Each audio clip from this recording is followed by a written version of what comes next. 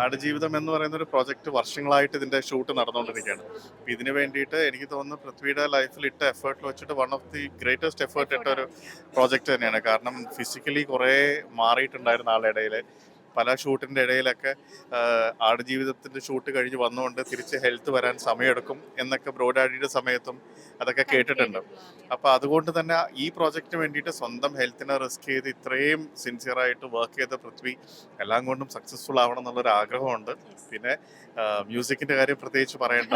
നമ്മള് ആടുജീവിതം ഗോട്ട് എന്ന് പറഞ്ഞാൽ തന്നെ ഇപ്പൊ ഉള്ളൊരു കണ്ടംപററി മീനിങ് ഉണ്ടല്ലോ. ഐ മീൻ ഒരു ഗ്രേറ്റസ്റ്റ് ഓഫ് ഓൾ ടൈം, ഒരു ഗ്രേറ്റസ്റ്റ് ഓഫ് ഓൾ ടൈം ആയിട്ടുള്ള ഒരു മ്യൂസിക് ഡയറക്ടറിന്റെ കയ്യിൽ ഈ പ്രോജക്റ്റ് ഉണ്ടാകുമ്പോൾ തീർച്ചയായിട്ടും അതിന്റെ സൗണ്ട് സ്കേപ്പിംഗ് നമുക്ക് എന്താ പറയേണ്ടത്, സർപ്രൈസസ് മാത്രം എക്സ്പെക്ട് ചെയ്യാം. ഒരുപാട് ലെജൻഡറി ആർട്ടിസ്റ്റ് കൊളാബറേറ്റ് ചെയ്യുന്ന ഒരു മൂവിയാണ്. തീർച്ചയായിട്ടും.